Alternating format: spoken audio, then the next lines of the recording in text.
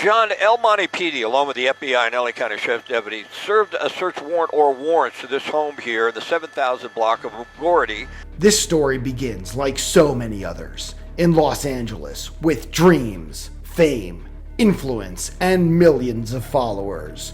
But behind the polished dance videos and carefully curated TikToks was something far, far darker.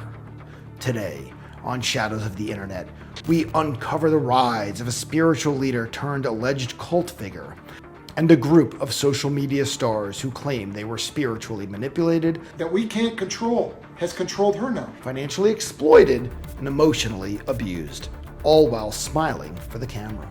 This is the story of Robert Shin, 7M Films, Shekinah Church, and the dancers who say their pursuit of internet fame became a living nightmare. Robert Shin presents himself as a man of God. In 1994, he founded Shekinah Church in Southern California. Not much was publicly known about the church at the time. It existed quietly, like many small religious organizations do. But those who were part of it claim it was never just a normal church.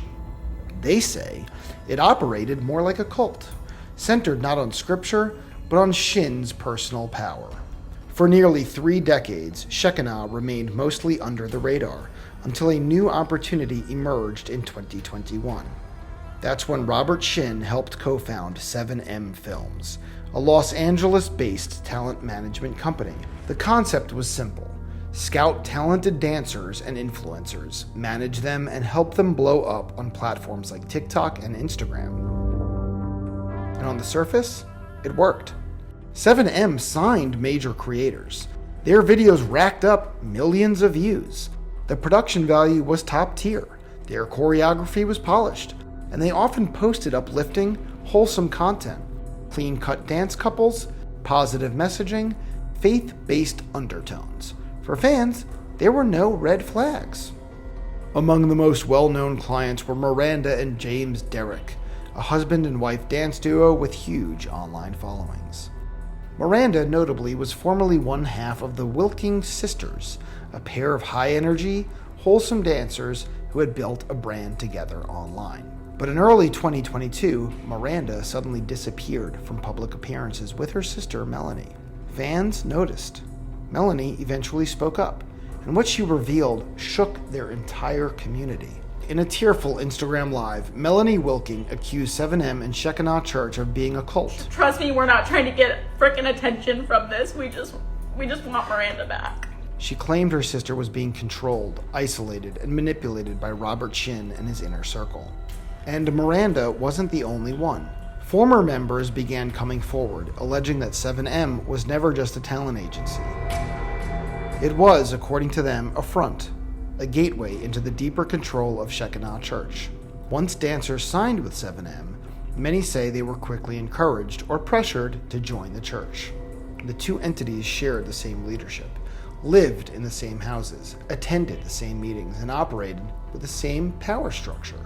There was no line between church and business. It was all the same thing.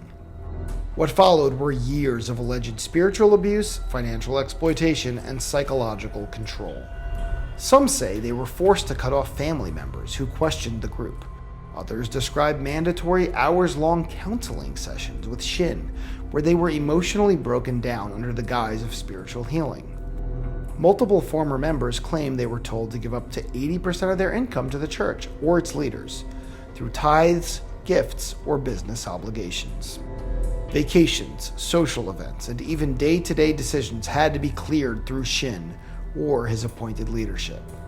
At its core, critics say, 7M Films was a spiritually abusive system disguised as influencer management. But it gets even darker.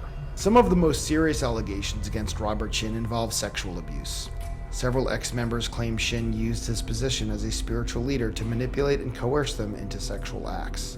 They describe a pattern of gaslighting, secrecy, and religious justification, making them feel that to disobey him was to disobey God. One former member even said, "I didn't know where the church ended and where the abuse began. It was all the same voice, and it always led back to him." These weren't random Reddit posts or TikTok callouts. These were victims stepping forward with names, dates, documentation, and tears. As the allegations piled up, media attention grew. In May 2024, Netflix released the documentary Dancing for the Devil, the 7M TikTok Cult. It featured in-depth interviews with ex-members, families of dancers, cult experts, and investigative journalists. The documentary became a global conversation, trending across TikTok, YouTube, and X. What was once a fringe story about a church in California was now a cultural moment.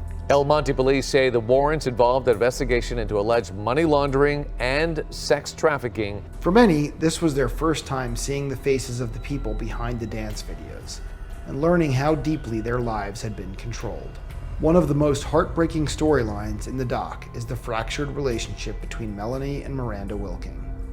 Melanie had built her life around the hope that one day her sister would come back.